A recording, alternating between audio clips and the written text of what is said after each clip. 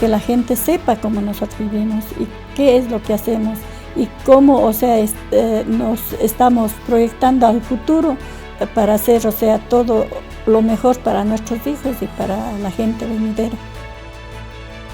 Que son mujeres capaces de poder alcanzar, de poder aprender a leer, de poder aprender a escribir. Entonces se ha venido trabajando con ellas en tema personal, de superación personal, primero para enfocarles en cuál va a ser el objetivo del proyecto, que es el mejorar la calidad de vida de cada una de ellas.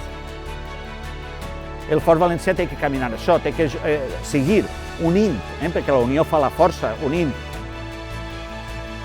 Yo he conocido mi historia, mi raíz, quién soy, de dónde soy y a dónde quiero llegar.